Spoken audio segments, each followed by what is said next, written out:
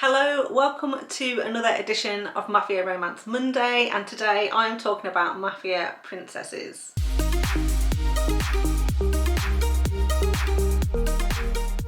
So I have 10 romance recommendations for you that all feature heroines who were born into the Mafia and therefore kind of born and bred to be arranged in marriage to other Mafia families.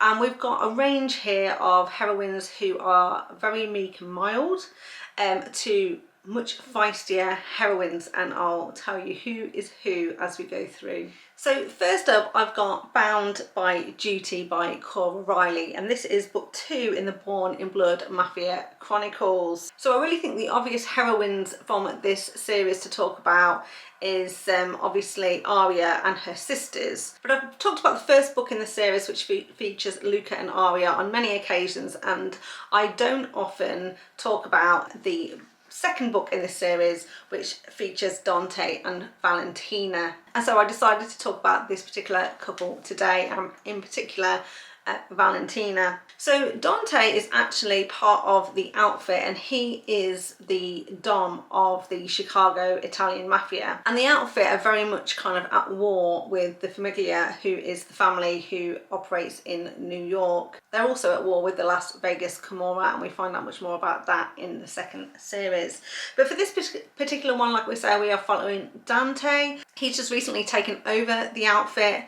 He previously was married and now he is a widow, and his right hand man basically persuades him that he needs to remarry in order to make sure that his position is more secure, because he really needs to be married in order to kind of like shore up what may be perceived as a weakness if he doesn't have a wife. And so he's arranged in marriage to our heroine Valentina. Now Valentina is also a widow. She was previously married and her husband has recently passed away, and so these two are kind of arranged in marriage. He kind of picks Valentina because he thinks she's going to be perfect for the job. She's previously been married.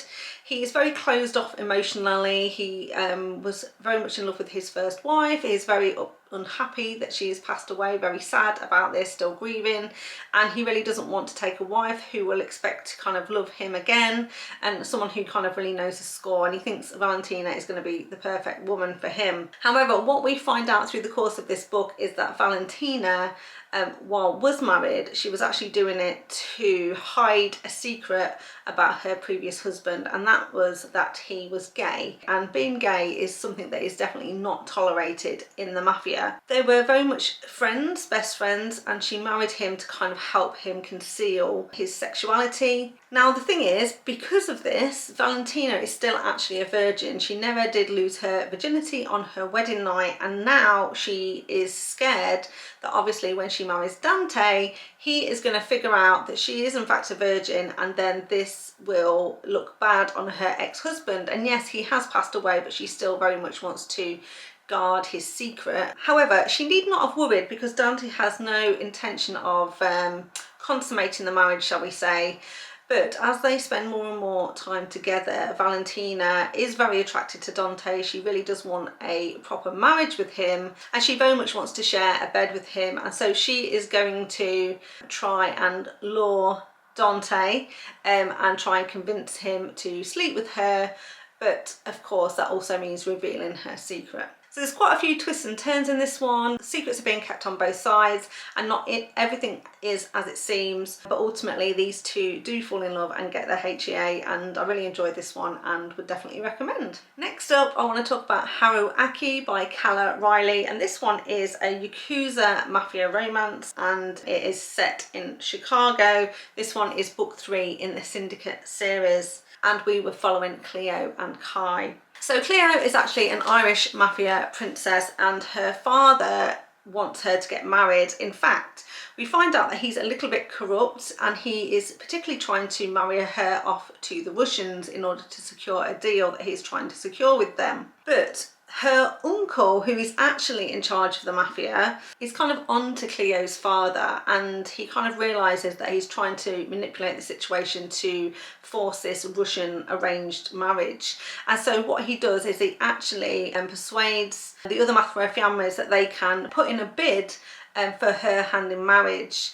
So what he sort of says is, come and meet her, and then basically you can put forward a proposal and I will hear all of your proposals and what you're prepared to do in exchange for this marriage, and you know, the deal that we can make between our families. And so the offers that come in are actually from the Irish, Russian and also the Yakuza mafias. As a result then she has to meet the men that want to basically take her hand in marriage, and she gets the opportunity to kind of at least date them and also tell her uncle who her preference is. He might not listen to it depending on what the deal is, but he'll certainly give her an opportunity to state her preference. Now she meets our hero Kai, who is part of the Yakuza Mafia, and she does take a bit of a liking to him, and he's definitely her first choice. But like I said, we find out that her father is very corrupt, and he tries to manipulate the situation so that she is forced to marry into the Russian family, and she really doesn't want to. But Kai is prepared to kind of go against her father and even potentially her uncle in order to get her hand in marriage. And basically he offers her protection, but also gives her a kind of a burner phone so that they can start chatting to each other, getting to know each other, go on a few more dates.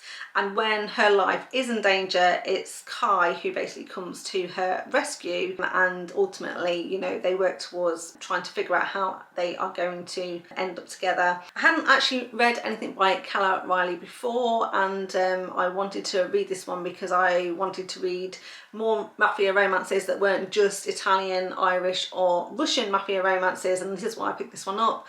I really did enjoy it. It was a very sweet mafia romance, would definitely recommend. And although I haven't gotten around to other books in this series yet, I definitely will be revisiting this author and this series at some point in the future. Next up then, I've got Deviant Hearts by Jagger, and this is book 1 in the Dark Heart series, and we are following Aries and Neve, and this is an arranged marriage joining an Irish and Greek mafia family together, and also these two are very much enemies to lovers. So basically at the start of this one, things are very kind of tense. I think this one is also a Chicago mafia romance. Things are very tense between kind of like the rival families, and there's been a bit of a war. There's been losses on both sides, and both mafia families have recently lost the heads of their families, and now Aries has stepped up to be kind of the don of his family, and Neve's uncle Killian is now in charge of the Irish family. And so these two kind of make a deal between them that Aries will end up marrying Neve. Now obviously, like I say, she is an Irish mafia princess, but her uncle does really care about her, and he'll do anything for his family. So he does want to make sure that Aries is going to treat her well. But of course these families are traditionally kind of enemies, and Neve is not going to take this one lying down. She you know, doesn't like Aries, and she fights him at every step of the way basically. But of course she's going to do her duty and marry him, but she doesn't have to make it easy for him at the same time. Next up then, I've got Brutal Defender by Maggie.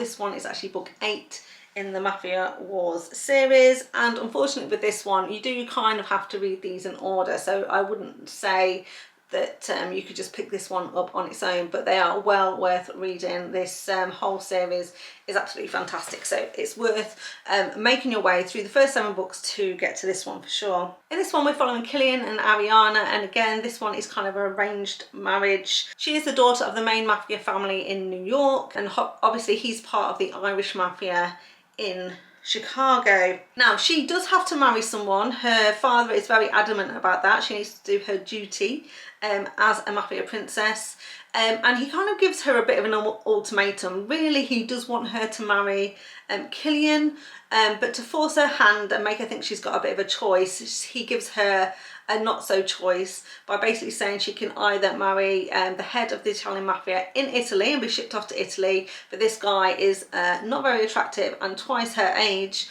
or she can go and live in Chicago with Killian, who is obviously closer to her age and a very attractive man. And so of course it's not too difficult of a decision for her to make. Faced with those two choices, she's obviously gonna pick Killian, and she ends up marrying him and moving with him to Chicago. A bit like our previous heroine though, she really doesn't want to do this, so she agrees to do it. Obviously she has to do it by duty, but she really kind of kicks off and makes it very difficult for Killian. So much so that Killian really thinks that she is a spoilt mafia princess, and he really tries to kind of get her in line, and obviously the more he tries to force her to toe the line, the more she is kind of going to struggle. But again, these two have amazing chemistry, and Killian, although had never imagined himself getting married, he very quickly becomes protective and also obsessed over his wife, will do anything for her, and you know, ultimately again these two are going to fall in love and they get their HEA. Next up, I've got Broken Up Whispers by Neva Altaj, and this is book 2 in her Perfectly Imperfect series. In this one we're following Mikhail, who is a Russian mafia hero, and Bianca, who is our Italian mafia princess. This one is another arranged marriage, and Mikhail is also a scarred hero and a single dad. Meanwhile, Bianca, who I say is our mafia princess, she is a ballerina, in fact just about to be forced into retirement really so that she can get married to Mikhail, but also she is kind of a speechless heroine. She was involved in an accident several years prior, which basically severed her vocal cords, making her unable to speak, and as a result she uses sign language to communicate. What she doesn't know is that Mikhail's daughter also requires sign language to communicate, so Mikhail knows sign language, and this is then perfect because when they finally get married, obviously it's easier for them to communicate with each other. So what we have here, you know, is this man who's scarred and formidable and everyone's frightened of him, versus this, you know, petite, beautiful, in fact, one of the most beautiful women in the Italian mafia being forced into this marriage with him. The thing is, at the start of this book, it's very clear that the Russians and Italians need to have an arranged marriage between them in order to get their families to be at peace with each other, kind of form this alliance. But no one else in the Russian mafia kind of really wants to put their hand up and you know, offer to marry Bianca. But Mikhail steps forward because he has actually been secretly watching her. So he's been secretly previously going to her ballet performances, watching all of her performances, and has kind of had a fascination with her for a while, and not fully stalking but definitely keeping his eye on her. So now this is his opportunity, right, to finally get her where he wants her, and now they're in this relationship together. Now first, of course, Bianca was going to be very apprehensive about marrying him, but the thing is, with all Neva Altaj's heroes, he may look quite scary on the outside, he may have a very scary reputation, but ultimately he's a big softie inside. He's going to absolutely treat her with respect, and when they start to discover who each other is and what's happened to them in their past, and, you know, form a relationship, they very quickly grow to love one another. And I really liked this book, and in fact I've loved this whole series from Neva Altaj. Next up then, we've got When She Falls by Gabrielle Sands, and this is book 3 in the Fallen series. I really enjoyed this one. I've recently just finished it, and this is another Italian mafia romance. Both the hero and heroine are both Italian, however one of them is based kind of in Italy /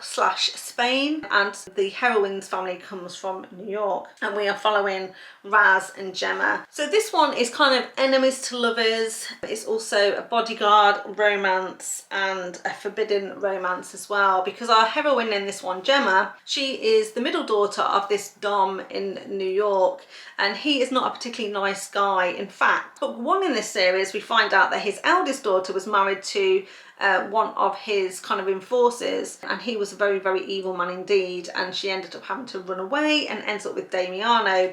So now at the start of this book, the heroine from book 1 and Damiano, who is a mafia don in Italy, they are now getting married. So Gemma, our heroine in this one, the sister, she goes with her family obviously to Italy / Ibiza for the wedding of her sister. And our hero in this one is Raz, and he happens to be Damiano's sort of second in command. He's kind of the underboss of this mafia, and he's kind of asked to kind of bodyguard Gemma a little bit at the start of this one.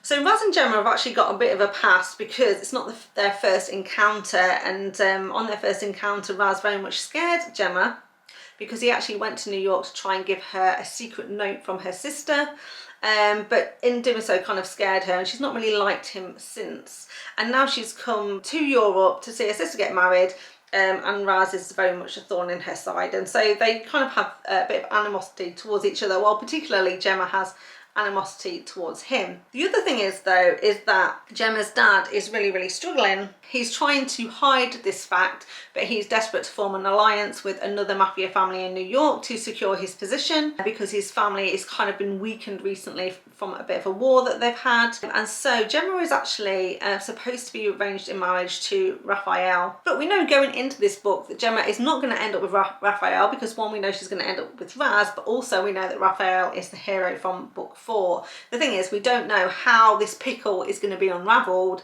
How does she get out of the marriage with Raphael without upsetting her father and end up with Raz? But basically at the start of this book, like I say, she's flown to York with her family to see her sister get married. They are there for about a week. They spend a bit of time together, but while there, Gemma gets really sick. She kind of gets food poisoning and she's really sick and is unable to fly home. So like I say, Raz is kind of tasked with bodyguarding her, making sure she's okay, and when she's well enough, he'll go back with her to New York. And then he kind of stays in New York for a little bit of time as well, so that he can form a bit of a relationship with her father and the other mafia families there, because he and Damiano are going to be doing some dealings from Europe all the way into New York. And so he's there kind of on business, but obviously ends up staying in the same house as Gemma, and of course now they're going to be in close proximity together, and ultimately they're going to fall in love. And like I say, we have to stay tuned to figure out what is actually going to happen and how Gemma's going to get out of the situation she's in and be in a position where she can be with Raz. And I think Gemma is a great example as well of a mafia princess who really has been born and bred to enter in an arranged marriage for the sake of her family. And for a long time in this book, she really stands firm with the fact that she's going to marry Raphael because her family needs her to, and she's going to be loyal to her family. And so it takes a long time for her to come to terms with the fact that maybe she's going to do something that isn't in the best interest of her family and actually do what she wants to do and marry the man that she wants to marry. So I thought that was really interesting to see how she comes to terms with that and how it all kind of resolves itself as well. So next up then, we've got Brutal Prince by Sophie Lark. This is book 1 in the Brutal Birthright series. This one we are following Callum and Ada, and Callum is in the Irish Mafia and Ada is basically in the Italian Mafia. Again, I'm pretty sure this one is in Chicago. Now these two are definitely enemies to lovers, but also an arranged marriage, because basically these two families kind of occupy Chicago. For the most part, they keep out of each other's way, but they're not particularly friendly and they are in fact enemies. And the kids of these families, so basically Ada and her brothers, and then Callum and his family, have obviously never been friendly towards one another. So one night basically Callum's family are having a bit of a party at their house. In fact, I think it's a birthday party, and Ada and her brothers decide that they're going to go and gate crash this party. And so right at the start of this book, that is what happens. They go to this party. Ada ends up finding herself in the library where Callum happens to be sitting having a drink, and when he comes in and she's in there, she kind of hides behind a chair. But a series of events happens where she ends up setting fire to the curtains in the library and nearly burning down not only the library but the rest of the house as well. And while she's there, she almost also makes off with a pocket watch. Now Callum realises straight away who's done this. He kind of chases her out of the house, but she ends up getting away with her brothers. But Callum is absolutely desperate to seek revenge because one, how dare they come into his party, how dare they set fire to his library, but also he realises this pocket watch has been taken and it's a very important heirloom for him because it belonged to his grandfather, and so he's desperate to get this back. And so he basically chases after her and almost therefore starts a war between these two families. And so the parents get together and they're like, well, we need to do something about this, we need to stop these two bickering, and they agree that they're going to be forced into an arranged marriage with each other. Now neither of them are going to take this lying down. Callum is not happy, but he's going to do it, and Ada determines that she is going to make him pay because she cannot stand Callum. This is a true enemies to lovers. But also this book is hilarious because, you know, they each take it in turns basically to get one up on the other person, to play pranks on the other person, to humiliate each other and embarrass each other as much as they possibly can, and so this one is actually quite a humorous mafia romance. It's actually quite funny, some of the things that they try and do to each other, but ultimately of course they are going to have great chemistry together. Their hate is very quickly going to turn to love, and actually Ada is a fantastic heroine. She's very intelligent, she's very switched on, she understands how the mafia world works, and she knows a lot of people, and so she is actually very influential and very much helps Callum with his position, not just in the mafia family but as a businessman as well. And so these two actually make a fantastic couple together, but it's really funny to see how they try and wind each other up as they go. Next up I've got His Tesoro by Emilia Rossi. This is book 1 in the Empire of Royals series, and we're following Sophia and Mattia. Now the interesting thing with this one is that Sophia is definitely a Russian mafia princess. However, her father is very embarrassed by her, and he's kind of kept her kind of locked away as a bit of a dirty secret because she has a disability, and her father is very kind of ashamed of this because he sees it very much as a weakness, and therefore he doesn't particularly treat her very well, doesn't get her the care that she needs, and pretty much keeps her locked away at home. However, he needs to form an alliance with the Irish family, and so he sees that he's got a great opportunity to kill two birds with one stone, as it were, to give his daughter away in an arranged marriage to form an alliance between these families, but also he's going to get her out of his hair essentially, because he's not going to have to deal with her anymore. Now Matteo doesn't particularly care who he marries, he's not too interested in what she looks like or finding out any details about her, so he's very quick to agree to this marriage, and it's not until their wedding day, when he sees her coming down the aisle in the church in a wheelchair, does he realise that she does in fact have a disability. Now unlike her father, Matteo doesn't actually care about this. What he is very surprised by is that 1, her father never told him, 2, that she comes down the aisle by herself, because yes, her father is so embarrassed by her that he won't even walk down the aisle and give her away. But regardless, Matteo has no intention of falling in love with her, but now she is his wife, he determines that he is going to in fact take care of her and get her the medical attention that she really needs. So I'm just going to read this out because the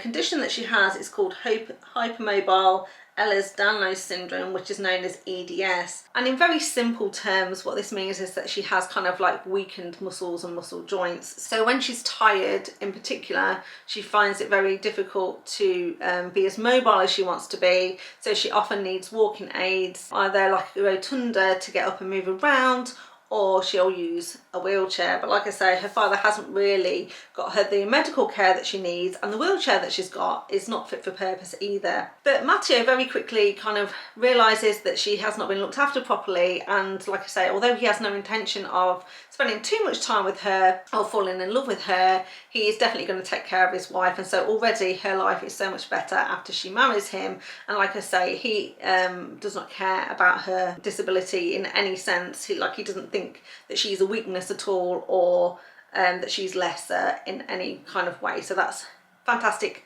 to see. But of course he very quickly realizes not only how beautiful she is, but how sweet she is and how kind, and she very quickly wins over all of his men and her bodyguard. And when he hears her struggling to do things around the house, he starts to help her, starts to take more notice of her, and starts to spend more time with her. And of course then they're going to very quickly develop feelings for each other, and he gets more and more protective and possessive and obsessed over his wife, and it was really good to see how their relationship developed. And some things that he did to accommodate her disability as well was really sweet. Now I absolutely love this book and would definitely recommend, but just be mindful of the fact that the third act conflict in this one is a little bit over the top for the state of the relationship kind of when it happens. I'm not going to say too much more about that, but I just wanted to flag it so that you've got that in the back of your mind. But still, it didn't make me rate this book massively, but it did prevent it from being a true 5-star read for me. So just have that in the back of the mind when you read it. But I think this is the first mafia romance that this author has written, and she did an absolutely fantastic job, and I'll be really eager and keen to read more in this series when they come out. Next up we have The Sweetest, Oblivion by Danielle, and this is book 1 in the Maid series. I absolutely love this one. It's quite an old book now, but I'd not got around to it, but one of the best surprises I think of this year, and probably one of my favourite Mafia reads of the year so far. This is a forbidden romance. It's a sister's fiance tale, Italian mafia, arranged marriage, and also forced proximity, and we're following Elena and Nicholas. Now, Elena is the eldest daughter and she's been born and bred to be married. However, she's recently ruined her reputation by sleeping with a security guard that she met, and as a result her father is absolutely outraged. She's really embarrassed the family, and now she's not really suitable for marriage, and therefore when it becomes time to unite her family with another, and the family want to join forces with Nicholas's mafia, instead of putting her forward, and she would be the usual choice, the normal choice for being the elder sister, he ends up being arranged marriage to her younger sister. So now it means that their families are kind of spending a bit more time together. In the lead up to the wedding, they go on various sort of family get-togethers and dinners and that sort of thing, and Elena keeps running into Nicholas. The thing is, Nicholas and Elena have amazing chemistry together. Nicholas was such an intense hero, and you could really feel the tension between this couple. You could feel their attraction. It literally oozed off the page, and also there was really tense sort of moments between them, where you could really feel the chemistry, but they couldn't be together. And it was in the quiet moments of this book where their chemistry, their attraction to each other really shone.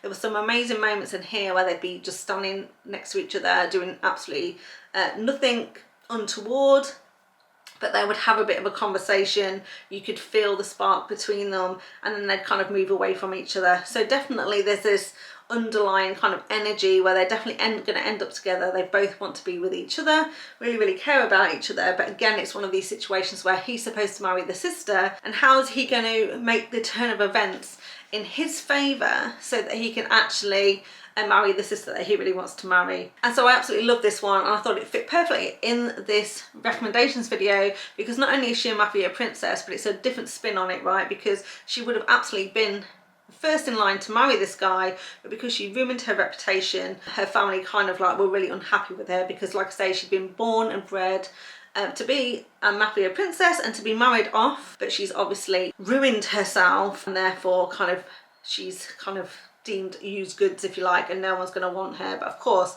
Nicholas doesn't care about that. He absolutely does want her, and he's going to do anything he can to get her in the end, and that's what he does. And finally then, another book by Cora Reilly. So we've started with a book by Cora Reilly, we're going to finish with one, and that is Twisted Emotions.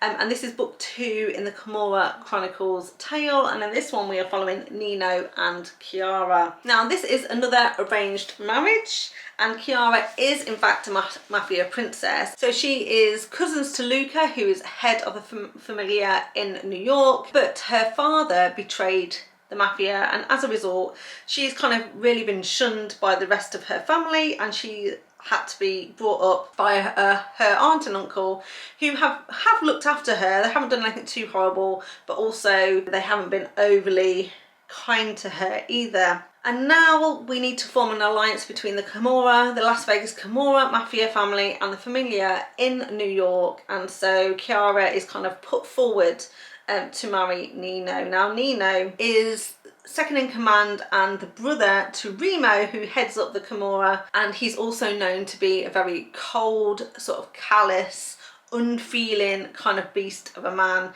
And Chiara is obviously very scared to marry him, but she has agreed to marry him freely, and she's done this for a couple of reasons. One, because she knows that she'll never be respected if she stays with her aunt and uncle. She'll probably end up being forced to kind of marry one of the soldiers because no one else will kind of want her, and she feels it's her one opportunity to do something that will really, really benefit her family, right? So she is scared to death to marry Nino. She really, really is, but she does agree to do it. Nino's reputation, though, isn't the only reason she's really scared to marry him. What we find out is that she was brutally assaulted when she was just a young girl by someone in her family. In fact, it was not the uncle that was taking care of her, but a different uncle. And this has traumatized her, like really, really traumatized her, and she's never really been able to tell anyone about it or speak to anyone about it or get the kind of the therapy that she needed or the closure that she needed, because obviously this was something that we could not be talked about in the Mafia family. Because also in this family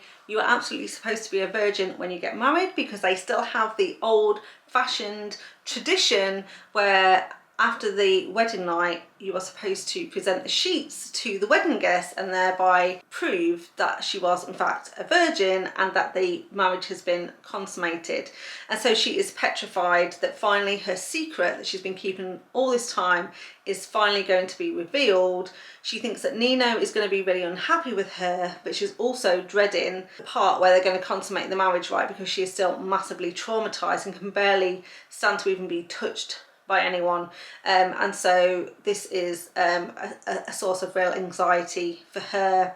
However, as we've seen before with Cora Reilly's Heroes, and in fact this did for me have some parallels with Bound by Honor, which is the first book in the series, in terms of how Luca treated Arya on their wedding night. Even though he's an unfeeling, callous kind of man, he's also not stupid. He's fairly emotionally intelligent, and he recognises straight away that this woman is scared and suspects that she has been sexually abused in the past, and therefore doesn't force her into anything on their wedding night. In fact, he convinces her to tell him the truth about what happened, and when he discovers what happened to her and who did it to her, and in fact this man is still a guest at their wedding, he decides he is going to get blood on the sheets, but it's not going to be hers, it is going to be her uncle's. And so this book very much starts where Nino absolutely takes revenge for his new wife and, you know, takes her back with him to Las Vegas, and ultimately they start to work on their marriage, work on their relationship, work on their trust until she is able to be with him. And I thought this was a very, very interesting story, not only to see Nino's personal development but also hers and how they treat each other. So I think Cora Reilly always does a great job of having these, you know, very kind of sort of savage men, but really, really soft in the centre for their heroines. Okay, so there we have it. That is 10 romance recommendations which feature Mafia Princesses. I hope you liked this video. If you did, please give me a thumbs up. Remember to subscribe to the channel if you want to see more content from me. And all that's left for me to do is say thank you so much for watching, and I'll see you next time. Bye. She was involved in an accident. She was involved in an accident. Russians, Italians, and the Yakuza. There is a real assortment in here of different types of heroines, from meek and mild heroines, from meek and mild heroines, heroines. I've done 2 minutes and I can't even do the intro. And today I've got 10 Mafia romance I've not even had a drink of wine, I promise.